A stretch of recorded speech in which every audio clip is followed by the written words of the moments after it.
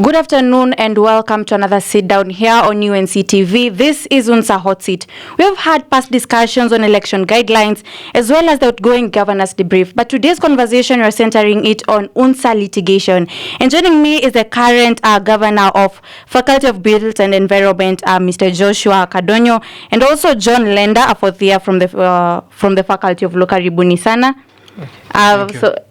Maybe a 1 minute of introduce yourself, tell us who you are more and maybe what you do.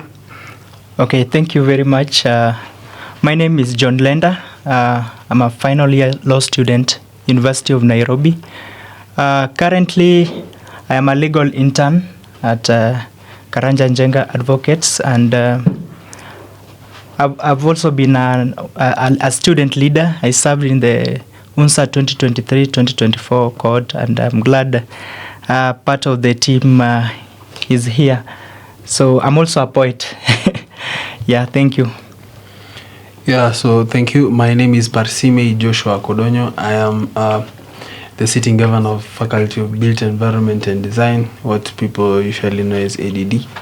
I'm also I was a former sports representative of the same faculty, UNSA 2023-2024, and now became governor UNSA 2025-2026. No, UNSA 2024-2025. Yeah, and I'm a fourth year student pursuing surveying. Thank you. Karibuni sana. And now, as a students, maybe we don't know what it entails when you say, litigation. For you, Lenda, what is litigation? So, there are different ways of dispute resolution. Now, when you get into a conflict with one another, there are different ways to solve these disputes, and one of them is litigation. And litigation is just that process of going to court to help you resolve your conflict. There are other means which are not the center of today's discussion, like the ADR. But litigation basically is going to the court. And now, Joshua, from whatever that you're experiencing right now, us waiting to vote. We were supposed to vote a few weeks ago, but now you're waiting. How are you feeling? I can say that the feeling is good because now the university is operating in what I term as a political kind of vacuum, because now the current leaders, their contract really ended last month. That was the last month of operations for the UNSA 2024-2025, and now we are really serving in a vacuum. We have not had any kind of directions from the topmost management of the school. We have not had them saying who is supposed to be serving students at this moment.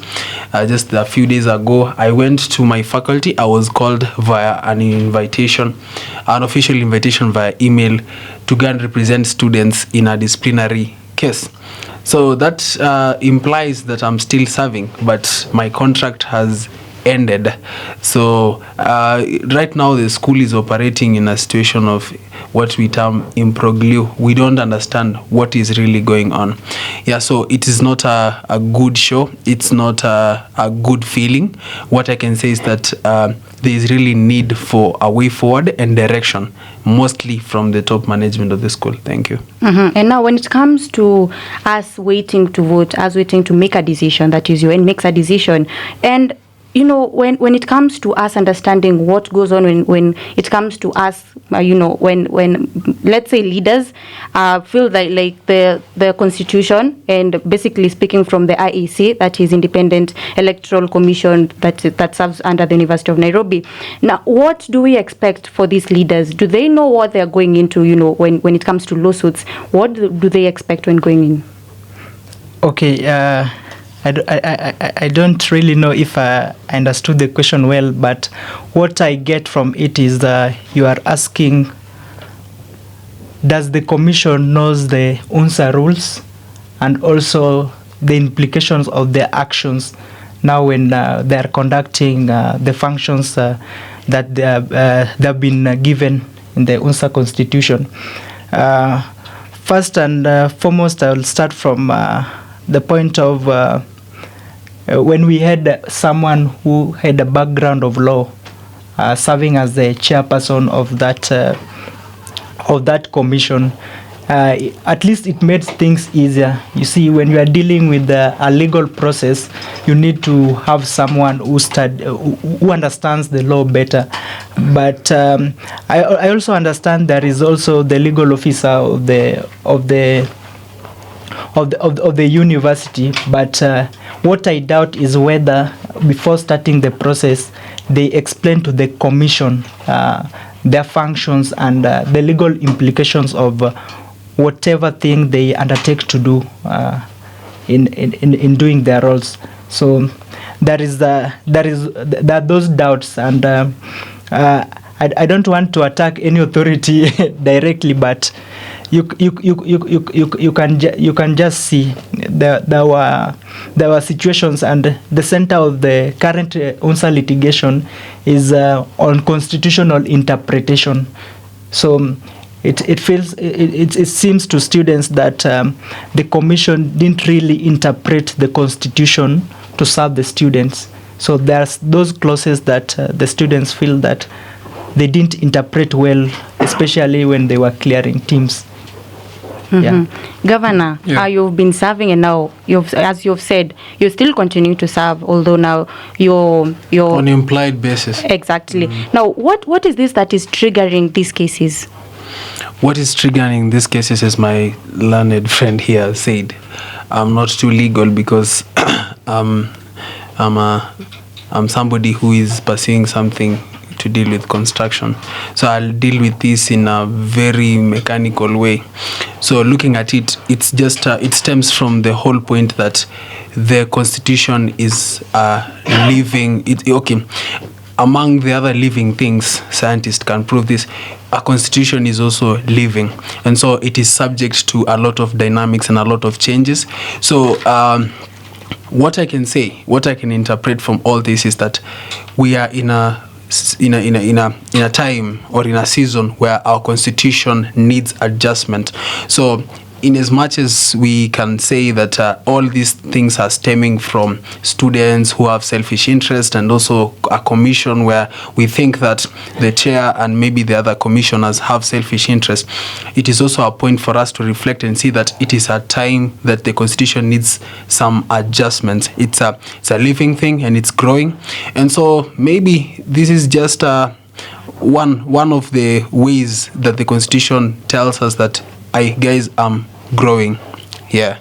Governor, you've spoken well, and just to ask Linda, Governor has spoken about us coming up with new ways of managing our constitution. What are those key factors that you, as a law student, you've gone under the constitution of the UNSA, and you feel like this is fair, this is not fair, this is not transparent? Okay, thank you very much. And he has touched on a very pertinent issue on the constitutional amendment.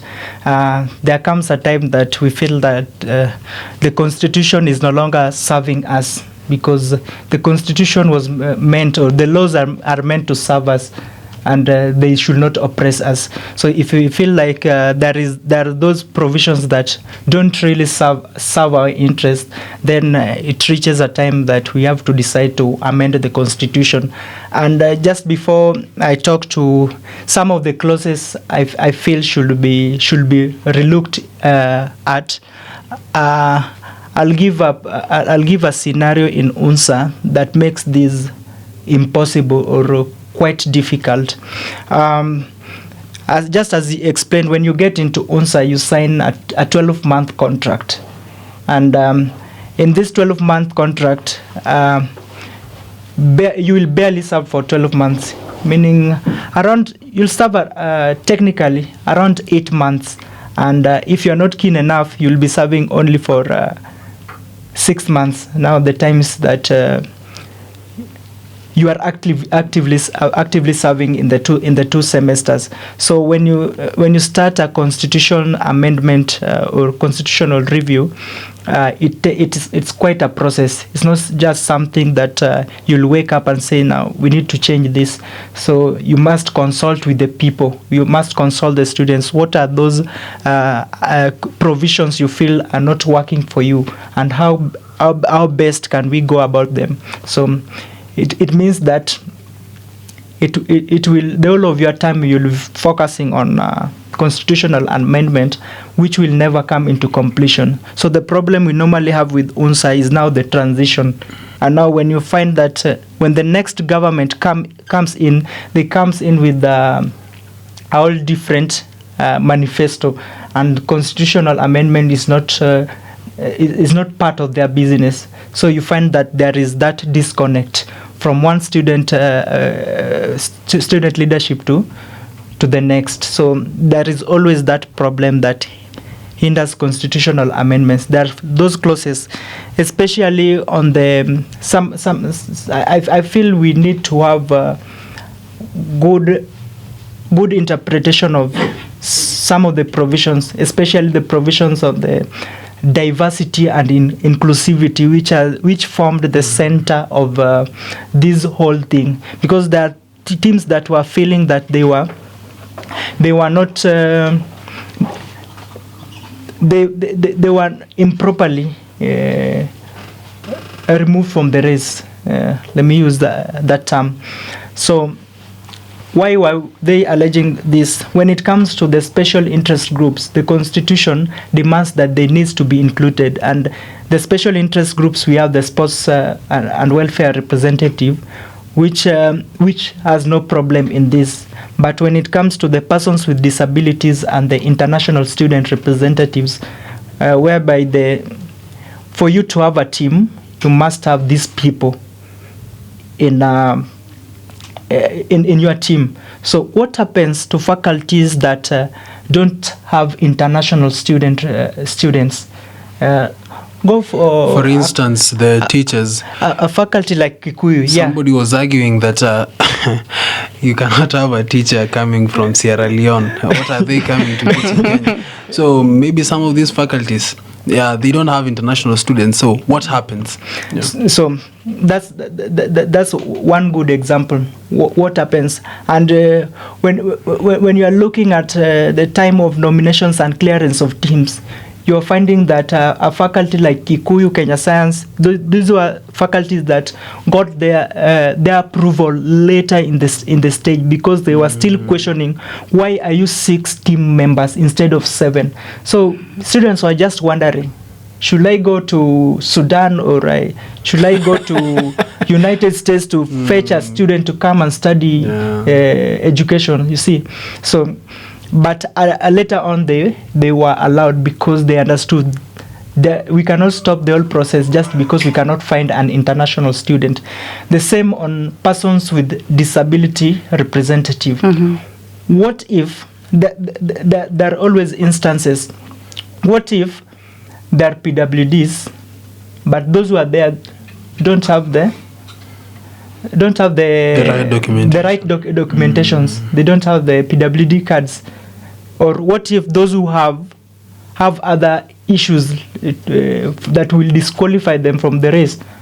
And what if those who have shows no interest, they don't want politics? Because some of these people, you will talk to them and they will tell you that my parents said I shouldn't do this. And you can't force representation. You can't force. So there is that issue of inclusivity. You want to include them, but there are those challenges. Now, what happens? Back then, there was a way the commission used to handle this, especially on those who are persons with disability, but they don't have the right documentation, so that they will allow the team to just proceed, even if their PWD doesn't have the requirements, but they will not be part of that team in the ballot. But once they are elected, they'll be incorporated. There is that co-option, so that you'll say that this was part of our team, in as much as they didn't have the cards, but now they can come in and represent the special interest groups. That was the one way the commission used to handle this. But it brought also problems, because it opened floodgates whereby people will just be lazy on forming their teams, with hopes that even if I don't have a PWD representative, I'll still be cleared. Or even if there is a person with disability, I need to have in my team, they have the right documentation. But I also have a friend who is a person with disability, but they don't have the document. So instead, I'll choose to go with the 6 members, so that once elected, I'll co-opt my friend. So it opened those floodgates. And during our time now, the commission said that if at the time you were vying, you were saying that there were no PWDs, and now you come with a petition that you want to co-opt this person, all of a sudden, where have they come from? You said they were not there. Why are you now bringing them into the team? So there were those issues. But we really need to know the correct interpretation of this rule on inclusivity and diversity. Now, inclusivity in terms of those special Allow me to cut you and give Joshua a chance to also speak. Okay. Linda said something that after the end of a governance, you go for a retreat and give recommendations. Yeah. You are on a retreat with the current or outgoing governance. What are some of the recommendations that you put out for the university to look at?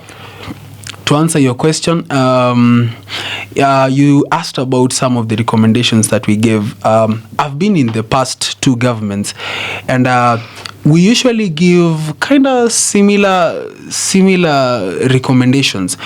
But really, the biggest recommendation that has been there consecutively, I think for the last 3 governments, UNSA governments, has been the formation of a student parliament.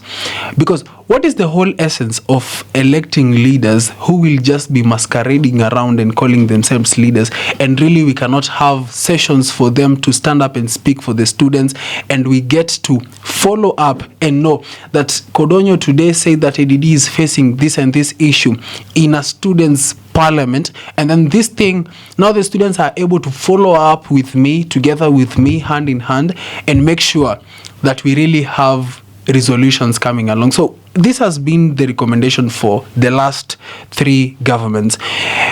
And I think the current occurrences that we are seeing, the litigation cases that are already in court against the IEC, they are all stemming from the aspect that we have been demanding for the formation of a student parliament, and the school has been adamant and ignorant about the same.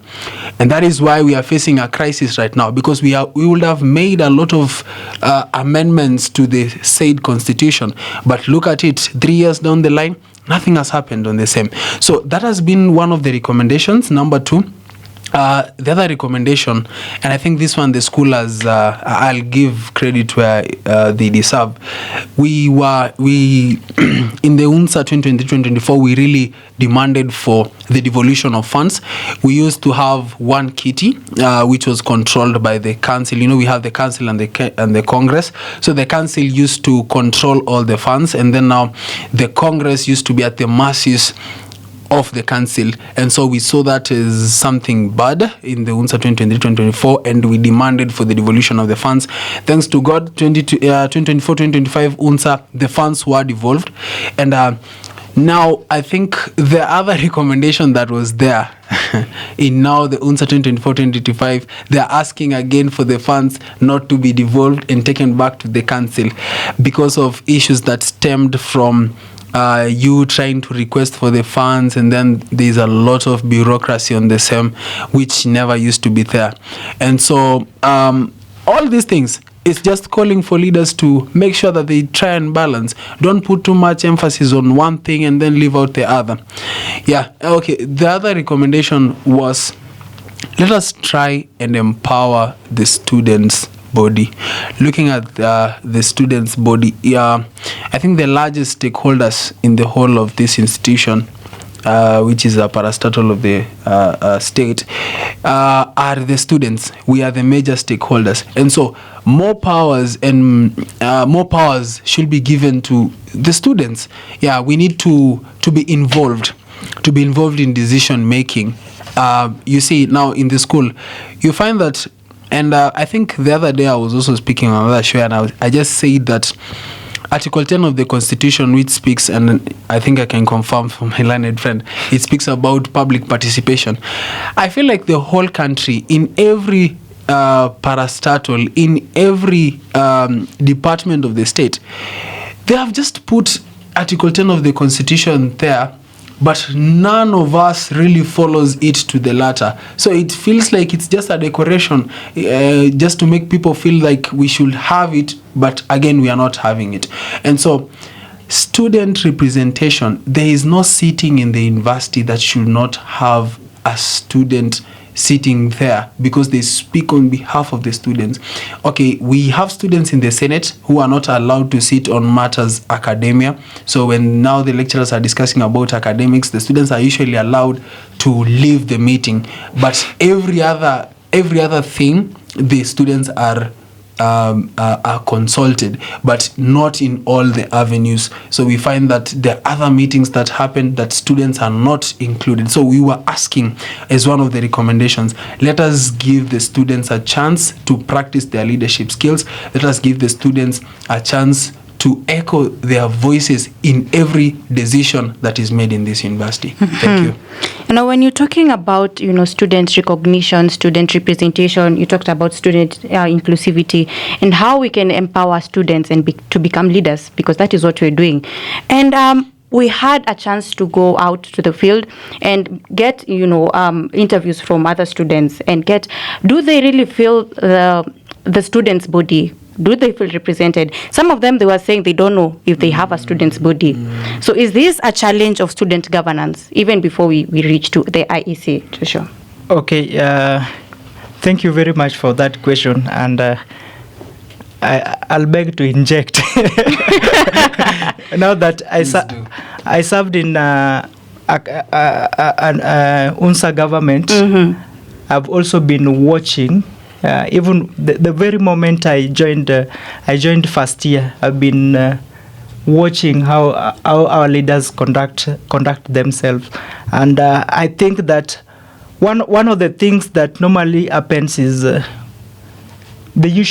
issue of money. When you involve money in your campaigns, and now when you are elected, then you are there to obtain. Yeah, so you want to get rich. Most of these leaders, there is a time they used to call us needy students. we give a chance to needy students, and then when they get there, they all of a sudden wants to become rich, which I refuse to be insulted, but that's the case. Most of the time, people feel that they can get rich with this money, and that's why the very first thing that always happens, and you can confirm it with any UNSA leadership that is even going to come in place. The very first thing that always happen is the division. There is always leadership wrangles within the teams. Why? Because now when they were campaigning to the students, they were united and they were selling one agenda. Give us the power. We want to represent you. We want to lead you. So once you are given that power, now self-interest comes into play.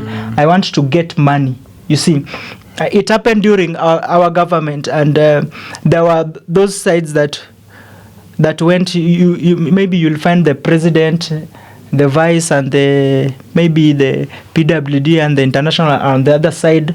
Now you find the SG also with the treasurer. You see, that's a dangerous combination.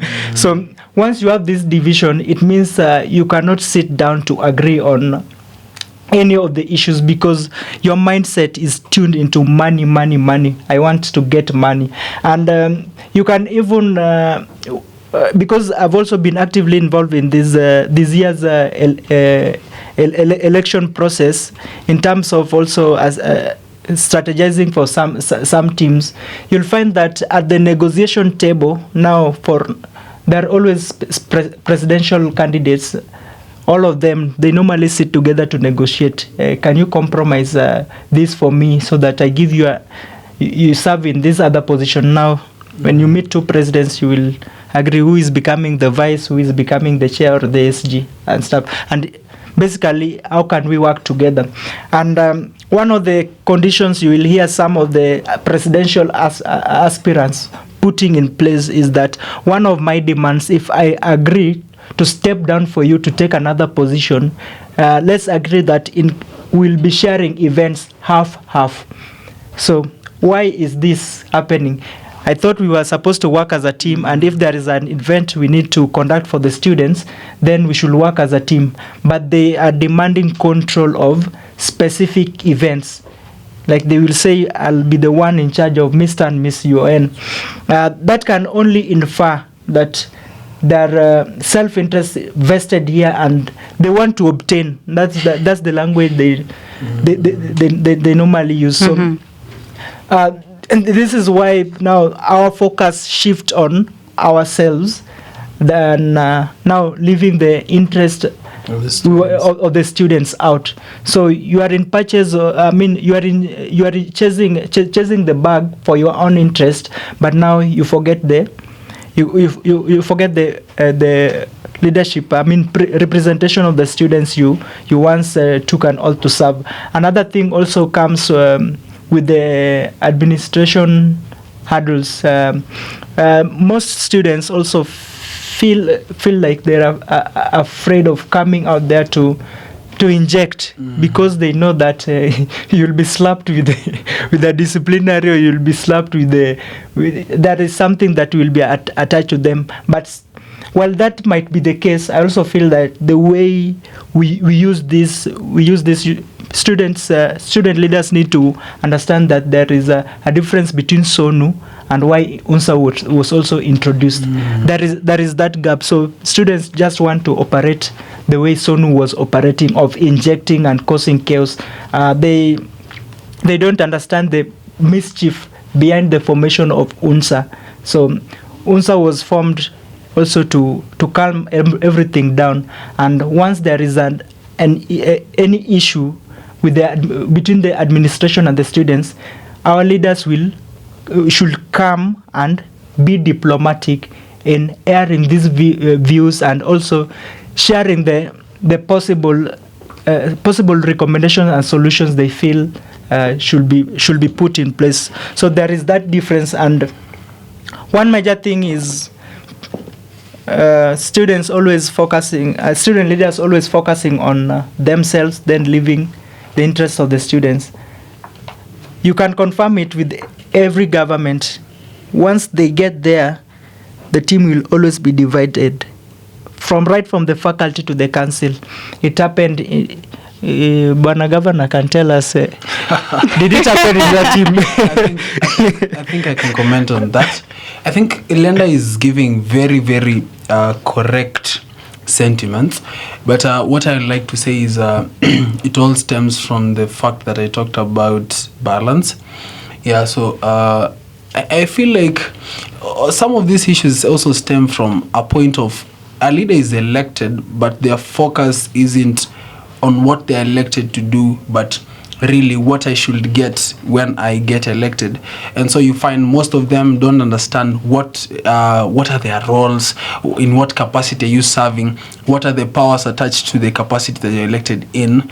And so these wrangles mostly come from also the point of people being power drunk, and also people not understanding the powers attached to your office. Now you find a vice chair doesn't understand, why am I elected as a vice chairperson?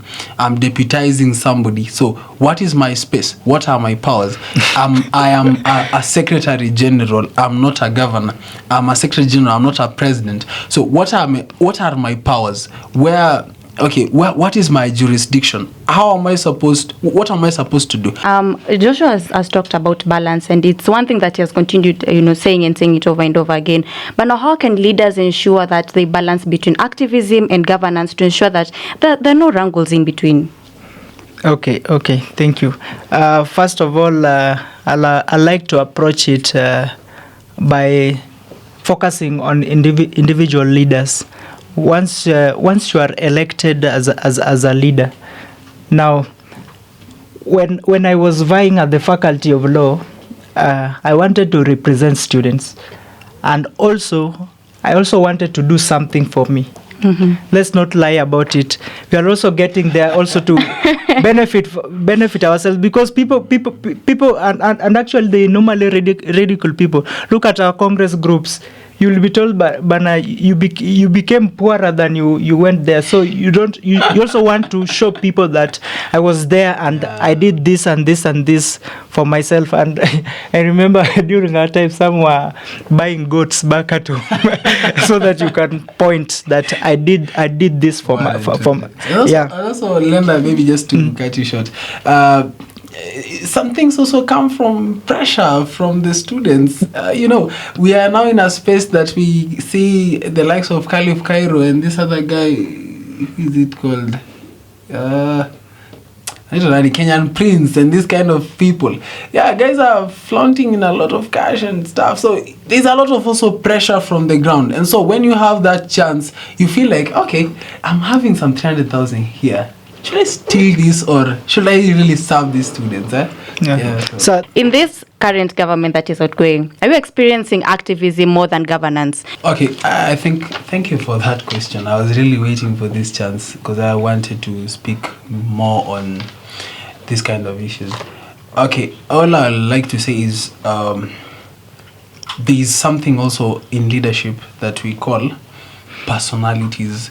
So people have different kind of personalities. People are not the same, and that's why every kind of regime, there's always an approach that they give into every kind of matters. That all stems from a point of personalities. And let us not look like the school really doesn't invest in terms of training these leaders. Okay, we usually go for a leadership training just immediately after being sworn in, and then maybe later on we go for a leadership retreat in Mombasa. It's also a leadership training, having a little bit of fun, but most of the parties being guided on your roles and how the structure of the university and a lot of things. And so what I'd like to say is that the kind of things that we are seeing, a certain kind of leadership, maybe focusing so much on peace and also a lot of diplomacy, and another kind of leadership is somehow aggressive. It all stems from the fact of different kind of personalities. But where is the balance? Now, there's been an issue. I've served in both the governments, and Malik's government was so much about talks, and really nothing happening. You get. And so we transitioned from that kind of leadership into a new leadership now, with Rocha being the president. And we kind of sat down and asked ourselves, for how long are we going to practice this kind of diplomacy that isn't really bearing fruit?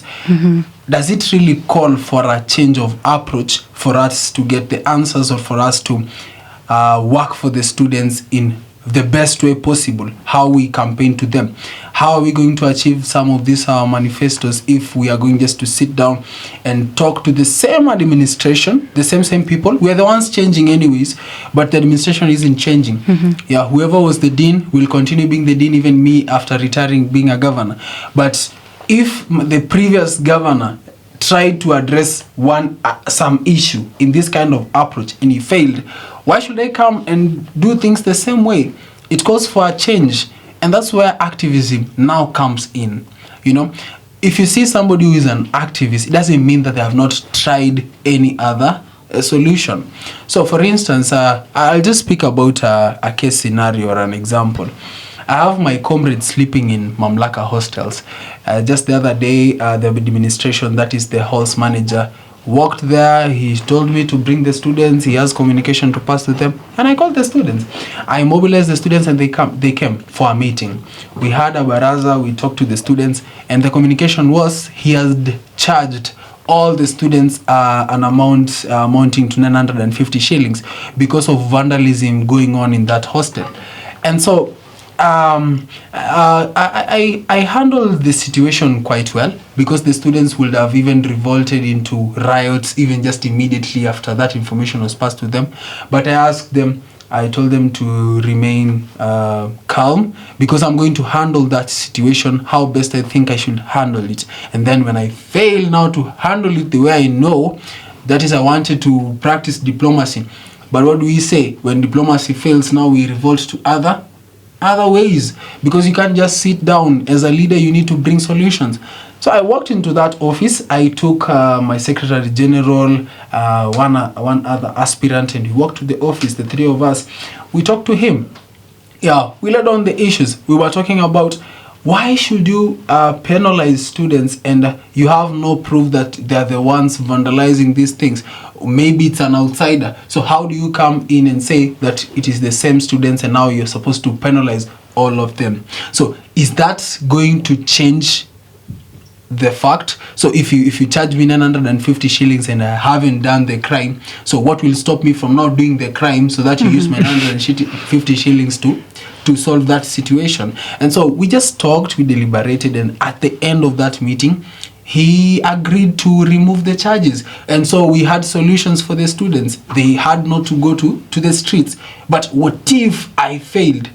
Clearly you're seeing that is a matter that we would have really taken to the streets and quite seriously. And so it just calls for this kind of balance. Governor Joshua, do you believe that chaos solve problems? Chaos don't solve problems entirely, but they try. They give an atmosphere that allows problems to be solved. You see, some problems cannot be solved if there is no atmosphere of chaos. If we are human beings, unless you're triggered, unless you're triggered, sometimes there are things you cannot do unless you're triggered. Chaos, they're not really chaos. Tunasema tu, they are peaceful protests. They are provided for in the Constitution. Yeah, so this means that they're just supposed to give out an atmosphere for change. Look at the Gen Z movement. It just brought about an atmosphere for change and people to really understand that, kumbe somewhere there is a problem. Hapa kuna shida, and there is urgency. Also, chaos, and what you call chaos, but I call protest, they give an atmosphere for people to understand that it's time for change. It's a call. It's a clarion call. How many of these chaos have solved problems? So many of them. I can say even all of them have tried to solve something. Stemming from the leadership change, we succeeded. Professor Hutchinson is the vice chancellor of the university. Yeah. What other chaos did we bring okay, we failed on this one, but we tried. So we tried to lower the accommodation fees. Yeah, we did a lot of protest on accommodation fees, but okay, at one point we have succeeded, but we have not lowered the accommodation fees, but we have changed the condition of the living places. We have changed the condition of the hostels. Now students can tell you that their hostels are being cleaned, the grass is being cut. The students can tell you that some renovations really took place. So we achieved something. We achieved something at the end of the day. I am really tempted to ask this. Please ask. You said that at some point that when you're allocated money, you're tempted to take some amount of money. I never said myself. So this is a question to you. Now, how much have you put in your pocket for the time that you've been in government? I think that's a more direct question, but I'll answer it this way. I have not put anything in my pocket. Yeah, I know you are expecting a figure. I haven't put anything to my pocket. And what I can say, I never said that I was tempted, but some people can be tempted. Yeah, based on the qualities that you have as a leader. So some people are greedy. Yeah, so that's their personality. So what will stop them from being tempted to steal that money and stuff? Yeah, but now it all stems from a point of you need to work on your personality. You need to work on your qualities as a leader, and that's why you're being trained, and that's why you're given that position to really take the position, serve the students, and get to learn. Yeah, you'll be tempted at times, but maybe next time you won't be tempted. Yeah, you will learn from your mistakes. I also feel like sometimes the students betray us in as much as they say that the student leaders betray them. I've observed a situation whereby the moment you are elected as a student leader, first you become an enemy of the administration. Why? Because they feel now what he was bringing, you see, that activism. And second, you become the enemy of the students because they feel like you are there to obtain or you are not really representing them well, you see. So UNSA leaders can sometimes question now, where am I? Where do I stand? Because everyone is against you from the administration, because students are accusing you our issues are not being solved because you are sleeping with the administration. While the administration is also, when you are coming down to calm the students, the administration might also feel like, why is that? I heard there was some noise around Mamlaka. Why was that? You see, so I'll ask fellow students to also show compassion to the student leaders. It's not that we are perfect, so it's just that we are also trying to solve part of the story. One case in point.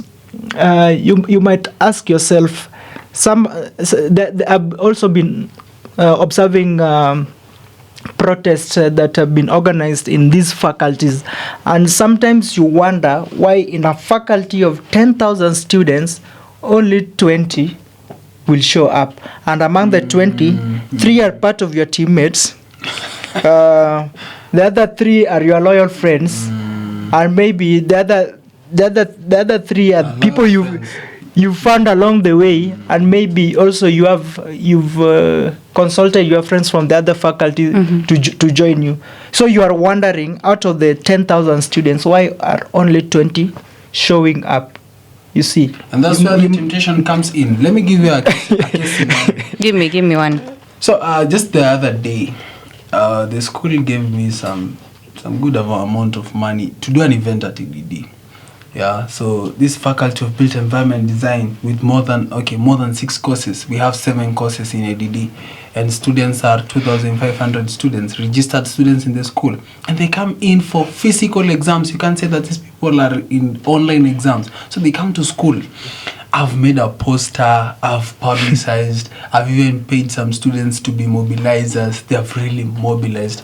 And then when the D-Day came, I've also brought in partners. I brought in IQSK, I brought in SEMK, I brought 3, almost around 3. Yeah, I had also an institute of planners from the county government of Nairobi. So all these people are on my neck. They are calling me, Tumeshafika. They want to speak to the students. So I had to take them to the lobby. I took them to one of the chairman's office, and they waited there. They waited for 2 hours. I don't have students in the hall. It's only me and some 20 people. So I'm wondering, did I call all these people? Did I organize all these things? Did I buy all these refreshments just to find an empty hall? So sometimes it's so disheartening, it's so discouraging, and then you wonder, why did I even do this? There's always an easier way of doing things. I should have stolen this money and just leave these students, because I'm trying so much. I've missed my classes. I've went on, made sure that I've brought refreshments. I've done all that I need to do. I've called all these partners. I've gone to their offices. I've used my time to arrange for this event. I've booked for a space. I've done all these things, and now the D-Day is here, and I have no students in this hall. I'll also give you another practical example. Rocha Madzao was organizing an event just a few days ago, and we met. I was going to follow up on some cash that had delayed from the Vice Chancellor's office, and I found him coming down from the Vice Chancellor's office, and I asked him, hey, boss, where are you going? And he told me, I was organizing a certain event. I think people are in Taifa Hall. So, okay, I told him, let me finish up here from this office, and then I'll follow you to Taifa Hall. I want to come and see what you're doing. And then when I just came back together with my Secretary General, Joshua Miteti, we walked past this place and went to Taifa Hall. And I was so amazed to find that there were no students in Taifa Hall. And I asked myself, where is the real problem here?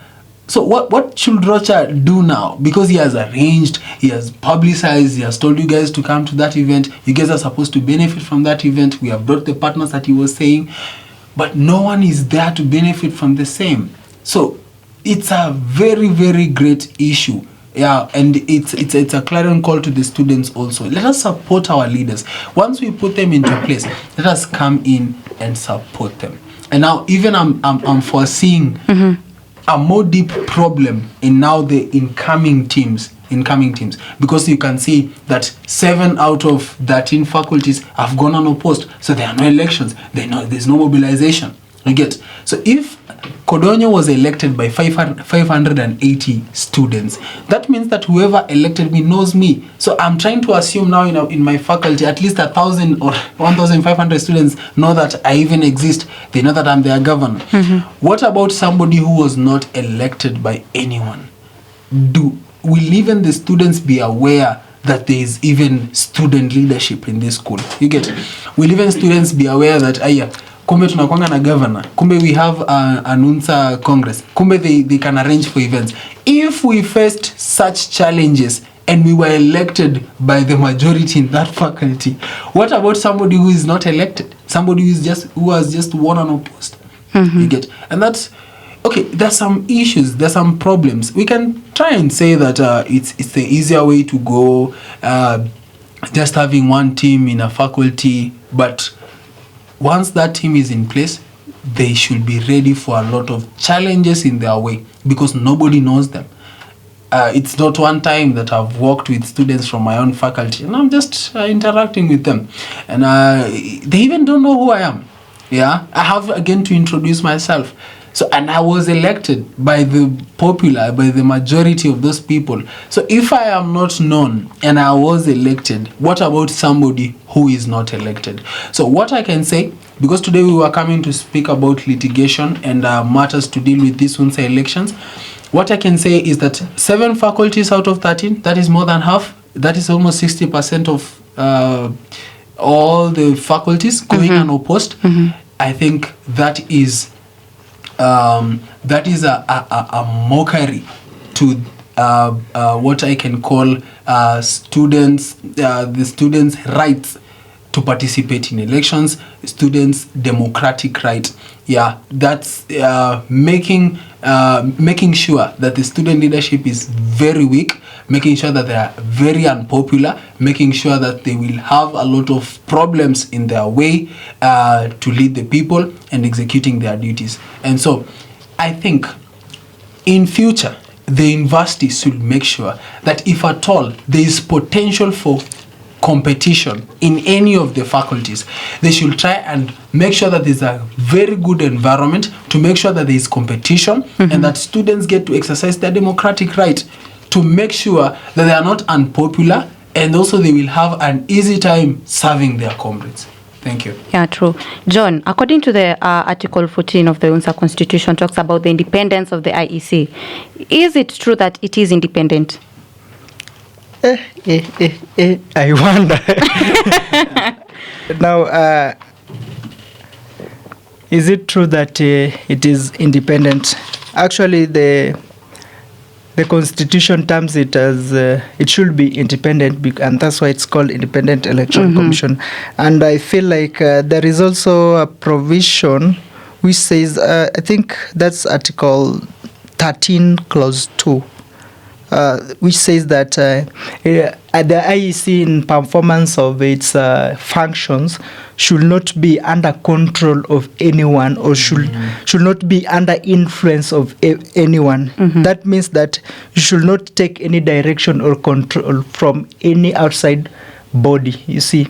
So that's what that's the legitimate expectation we are having, that there should not be anybody injecting them to ensure that their interests are served, or they do the things their way, you see. So I won't comment on this commission because I don't really know, but I can say it is independent. The Constitution has said it is. Joshua has another point. I'm saying the Constitution has said it's independent. Yeah. So, as a law student or a lawyer to be, unless now the facts and evidence is presented to me, then I can say you are under influence of so and so while deciding why are you disqualifying this team. Were you instructed to disqualify a team? Something like that. Now that one I'll be able to comment direct on that, because there is evidence. I think you have evidence. You see, me, I can say, and this is my own personal opinion. Okay, I wouldn't say that they are not independent, but I would also say that they are independent. They are somewhere in between. Because looking at it, I've just said that they have killed the democratic right of the students by look at the Faculty of Engineering, look at the Faculty of Health Sciences, that is KNH, look at Chiromo campus, look at other campuses that have gone unopposed. There was potential for formation of another team. Yeah. So why were those teams not cleared? Yeah. Why were they not given a chance to adjust whatever they had done wrong and really make sure that we have competition in some of these campuses? Like look at engineering. Yeah. That was very abnormal. Engineers, they really can't compete. Yeah. Look at ADD. But ADD was a genuine unopposed because there was no potential for formation of another team. So that's the only case that should be unopposed. But when you find that most teams are being disqualified, then it gets to a point. Look at the presidency. Only 2 teams got a chance to be cleared. What about the rest? We had more than 7 teams contesting for the same. So if at least majority of those teams were not cleared, what can you say about the same? Why do we have court cases? Yeah. So I always believe, and I believe in a Swahili methali that always says that ukiona vyaelea jua vimeundwa. I really like saying that if I see any issue, it is stemming from something. Yeah, something cannot stir itself. There is someone stirring something, and so look at we had some students like Soy vying for president. We had Zainab vying for president. June Kioko. We had Boga. All of these people were disqualified. So, yeah, what is that? There's interest there. Is it a problem really of the IEC or it's the problem of the committee? I think first of all, I'll apportion blame to each and everyone, to the candidates, because there are also those rules that there in every process there is a rule that must be followed. Once you don't follow the rules, you see, in law we are told that who comes to equity must come with clean hands. It means that if I'm coming to cry foul, then I must have no blame. I must not be the one to blame. But there is a point also those genuine cases where you feel like this person ought to not have been disqualified just because of this technical hitch. But there are those that they just by a look of the constitution, without even interpreting anything, just say disqualified. You see things like that. So on those who didn't follow the due process, it is them to blame. It's not the IEC. But also I'll apportion blame to the IEC because there is something called legitimate expectation, and also there is something called precedence. You see, if all the years we've been conducting elections, I can start counting from the time when I joined first year when Melvin Togo was the president, now into Malit's government, which I was part of, and into Rocha's government, which I was part of. If something has been happening consistently, so the students expect that even this time it will happen that way. So the bone of contention in some of these disqualifications that were witnessed is the issue of having a PWD and an international rep from the same faculty. So while the commission says that you see the one of the guiding principles and values of UNSA is that there should be diversity and inclusivity. That means that we have 13 campuses. Why are you having the president and the international rep from one faculty while there are other faculties you can sort out for? You see, so that was the commission's stance, you see. But the students are also saying, what if I didn't find one in the other faculty? What if it is only this one who met the qualification? But that's not even my problem. My problem is the students have been seeing this happening, whereby, let's give an example in Melvin's government.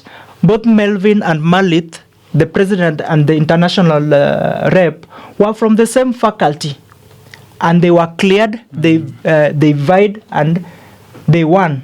Also they led.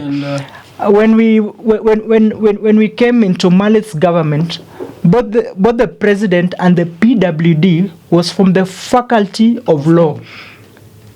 And to make matters even more interesting, on the issue of having two people from the same ethnic community in the same team, during our government, the Malit's government, the PWD and the treasurer were all from the same ethnic community, but they were allowed to be that way because the commission at that time understood that while there should be diversity, we understand that the issue of PWD, these are people that are scarce. It is just a portion of the interest. a portion of the students. You see, so the commission at that time understood that problem, and that's why they were allowed to be that way. So even to this government, I mean, this 2025 election, students expected that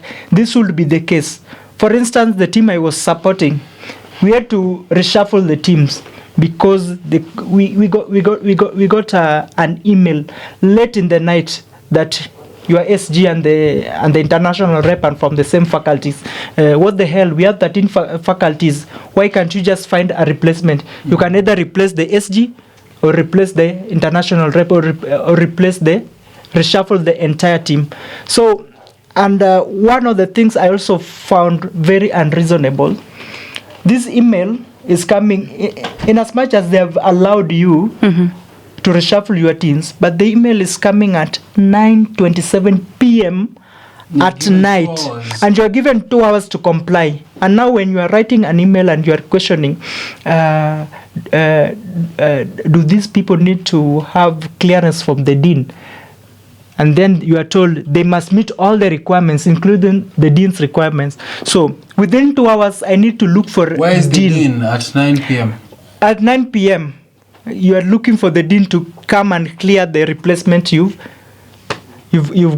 gotten. So I really felt like that one, it didn't really sit well with me. At least it could have come, the communication should have come during the working days, so that even if you are looking for the dean, now it is favorable. But one may view it as it was designed that way, so that to knock some people out. There was some intent that can be inferred. I'm not saying there was intent, but it can be inferred, because an email directing you to replace a team and must be cleared by the dean, and then it's coming at night within 2 hours. It was quite impossible, and that's why now you are seeing mergers. Those who are not successful in the mergers ended up in courts. Now, Governor Joshua, what should future leaders look forward to, when it comes to lessons for the case that you're having right now, to ensure that they won't have this kind of cases going on? I think first is to make sure they understand all the rules, and also maybe on the side of the management, sometimes when we do power transitions, maybe Professor Odote has served for 3 terms, and that's what the constitution stipulates, that the chair of the IEC should serve for 3 consecutive terms and then retire and then give another person. So maybe the institution should look at this. Change, if you really have to change the chair of a certain just promote the vice chair to be the chair, because at least they understand matters to do with precedence. So they just got Professor Umbogi, just I don't know from where, maybe from his office. I don't know where they got him from. And just put him as the chair of the IEC without even understanding. Does this person understand the precedence that has been there? Look at the case of the master students being allowed to vie in the UNSA elections. So we have seen master students vying for quite some time now, but now when it came to this time, the master students were not allowed to vie. So where in this constitution does it say that you're not supposed to be a master student when you're vying, unless you're just a student, yeah, and you have your transcripts for the previous semester? But on that there is a direct rule on that, especially on the election. You must have a proven record that you've been in sitting for the past 2 semesters. This means that they are barring first years at whatever level from vying. So if you cannot show me proof that in the previous semester, the past 2 semesters you've been in school, then you cannot vie. That's the point I was saying, that the law has a lot of gaps. Let me give this example. In ADD, we have architecture students. When you reach 4th year, you graduate. Actually, they wear gowns and they graduate in 4th year. And they come back for 5th year and 6th year. And again, they graduate with 2 degrees. That's ADD. So, if a student is in 5th year, are you telling me that student should not vie because now that student is a 1st year? Yeah, well, we know that student is a 5th year. Yeah. What if you came back from, you finished your program for undergraduate and just immediately in September or October, you have joined a master's class? At least you can prove that in the last few semesters, the year that has just ended, even if you have graduated, you have your transcript for the previous year. So I think there are a lot of gaps in this constitution. And that's why I was saying that there is nothing really that this commission has done that you can't really put blame into. Yeah. So even if we are not talking about that, what is the whole essence of having this commission? It is to make sure that it gives students, it just facilitates students to practice their democratic right. But if we are seeing that in all angles, in all aspects that we are trying to look at this matter, we are seeing them trying to kill that same right that is supposed to be protecting, then why should we sit down and try to pack him a footer and say that this thing looks good while actually it looks bad? So what we can just say is, and look at that case that is saying that students are being told to comply within 2 hours late in the night.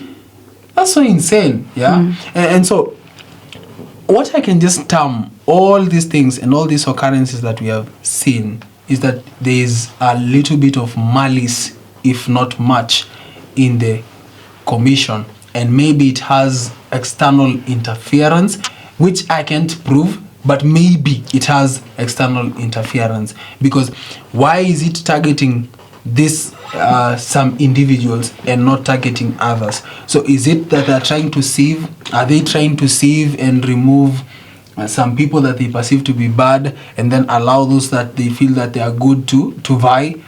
I think everyone in this university should be given a chance to prove themselves. It doesn't mean that when you give me a chance to reach at the ballot, at SESA I will win. Maybe you can give me the chance to reach at the ballot and I'll fail. Yeah, give me the chance to prove myself. But no one is supposed to act at a disadvantage. Every student should be given a chance to act at a same level basis and compete.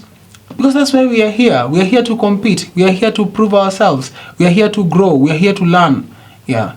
John, when it comes to solving cases, is it okay for us to join a third party, right? Like right now, what we're experiencing, a court coming in, can't we solve it kama mambo ya nyumbani? Tuweke the university and the IEC. Is it okay for us to go outside? I'll first start by examining, do we have internal structures on how we are supposed to handle some of the disputes. And when you look at the UNSA constitution, it provides for three instances for dispute resolutions. First of all, if you have any disputes in relations to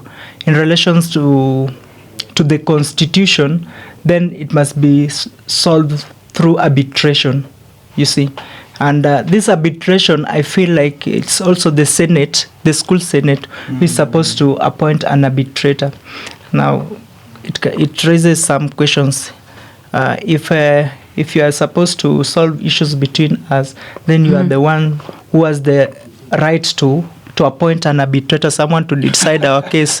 So I feel that's because it has been a battle between the students and the administration. It doesn't matter which level of the administration. So if there is a dispute and you are the one who has the right to bring a judge to judge our case, it feels like it's unfair. So that's one of the avenues.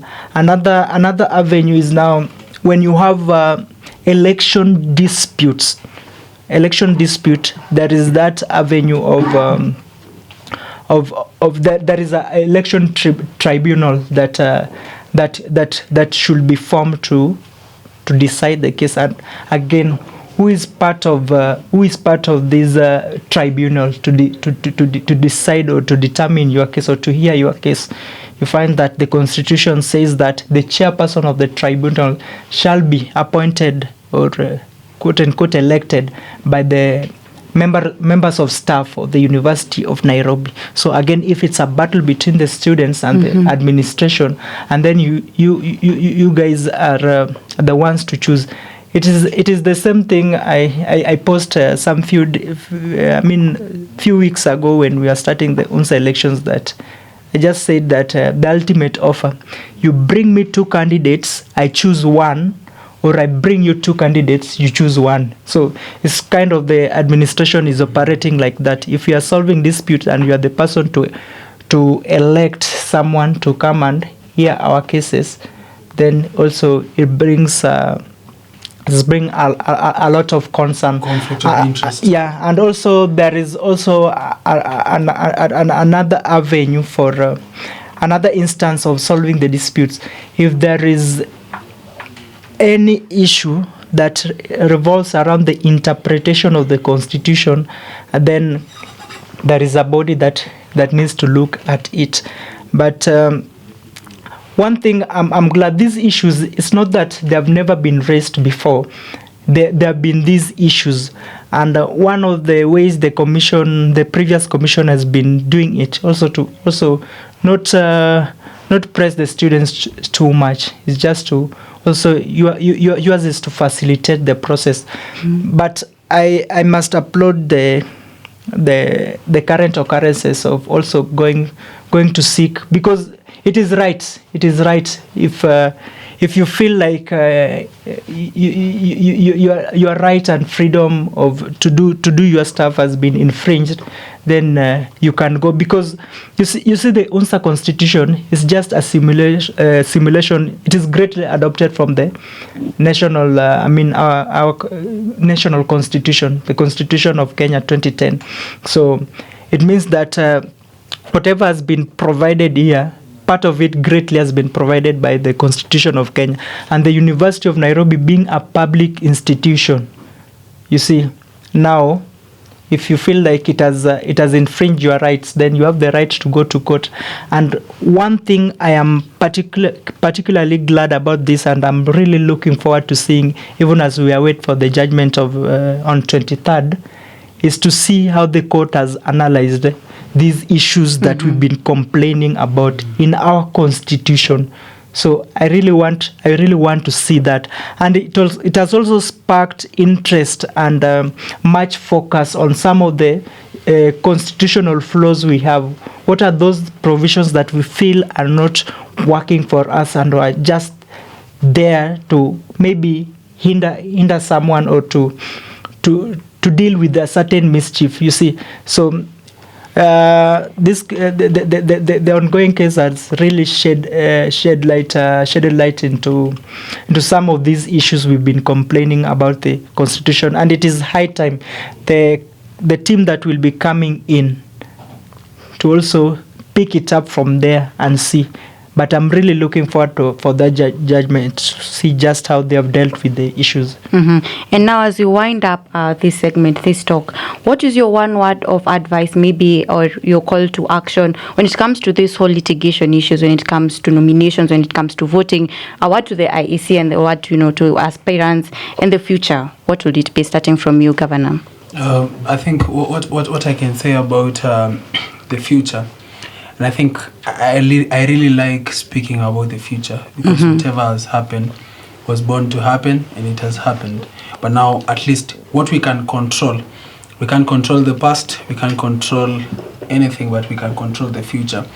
And so what I can say is, maybe for the future and for the record, let us try as leaders, anyone, the IEC, whoever is put in the IEC, if you're a commissioner, if you're somebody who is vying, let us all practice balance. That's one. Number two, let us always understand that there's a point of compromise. Nothing in this world happens without a little bit of compromise. So at least let's take the interest of the general public before our own selfish interest, before our own kind of egos. Let us try and serve the public. The other thing I would like to say is the administration and the commission should allow the students, without so much interference, just allow the students to practice their democratic right, allow them to give you feedback in the way they want to give you feedback, allow them to practice what you guys are teaching them in class. Allow them to do that. Allow them to be politicians. Allow them to be leaders. Give them a fair ground. Don't favor anyone at the detriment of another. Let's give them the same level kind of approach, so that everyone has a chance to exercise their democratic rights, and everyone has a chance also to lead in this university. And then maybe just to end with it, all I'll say is also to encourage the students. I'll just encourage the students, once you guys have elected your leaders, hold them to account and also help them to serve. Be fair for them. If they mobilize you for events, come for these events, so that also they get to learn from these events and make them better and better and better. And also, just to the rest of the university fraternity, thank you guys for giving me a chance to serve you for 2 terms. I'm thankful, and I know I've served the students to the best of my knowledge. I've also grown as a leader. I've made mistakes, I've corrected them, and I'm still growing. And let's meet out there. Once I've finished campus, I'll also venture into politics, and who knows, maybe will lead you in other capacities in future. And so thank you. May God bless you. Okay, I think I'll start by commenting on the administration, especially on some of the issues. I'm just focusing on the things that made us reach the litigation stage. There was a whole issue of pending disciplinary cases, and my wish is just to see one day a university whereby when someone has been charged or has been alleged to have a disciplinary case and been notified, they should at least try as fast as possible to solve these issues before they affect these students adversely. Because you find that, let's look at some of the disciplinary cases that knocked the student, some of the aspirants from the ballot. Things that happened last year around August, now coming to haunt them at this stage, and it is brought at a very critical stage where they are seeking to be cleared. That's now when the university is rushing to set up hearing dates, and it is somehow seems to be that it is designed because they know even after sitting having that sitting and hearing, they know a verdict cannot come immediately. So your status will still read you have a pending disciplinary case. So it is pending until a verdict is given, either to declare you guilty or not guilty, and the the appropriate penalties, you see. So that's my urge to the school administration to try solve this. It could have really saved a lot. So maybe other candidates who are accused of the same, or who are knocked out on that basis. And now a call to the commission, and as much as we may try to be very strict on some of these things, because if you find each and everything they consider to disqualify these candidates, actually they are written in the constitution direct. I won't blame them for anything, because if the constitution say pending disciplinary, it is pending. I won't clear you because of that. If the constitution says that there are no two people from an ethnic community, it is written. So they were just following the literal approach to the constitution. Maybe if we had someone who understood the whole aspect of the constitution, there are some other approaches to interpreting the constitution, you see, so that where the literal approach doesn't work for a majority of the people, then you see how best now can I approach this. And I like the previous commission that tried also to consider all these factors. In as much as these laws were written, they were written to serve us, not us to serve the laws. If they don't work for us, then it is high time we see how does the laws work for us, at least for a majority of the people. And also my call to the aspirants, let's stay calm and see what the court will decide on 23rd. As is just to sit back and watch. But I wish them the best. At least they made a step. At least they tried. They did something, you see, and they've shed some lights on these all issues on the constitution and some of the flaws we are witnessing, and that was brave of them. And now to those who are in the dark, especially those aspirants or that were already declared they were already declared winners, but now there was that order of suspending everything. Let them stay calm. If it was meant to be, then it will be quesera sera. So if you are meant to be the governor of that faculty, you will be just stay calm. But I also urge the courts to also to be very to observe objectivity in this, because they might also design it to disqualify everyone. What if 23rd comes and another date is given? Now students go into exams. So that means that even if you are cleared now after doing exams, you are getting into another year. So if I was a third year in a course that ends in my fourth year, then even if I was cleared, I will be ineligible by the design of the constitution. But I also hope that the commission will look into that. And thank you very much for inviting me to share my opinion. Everything I've said is my opinion. Don't crucify me for it, but it is something I feel as a right-thinking member of the society should be done. And thank you very much for also giving me this opportunity to share my insights.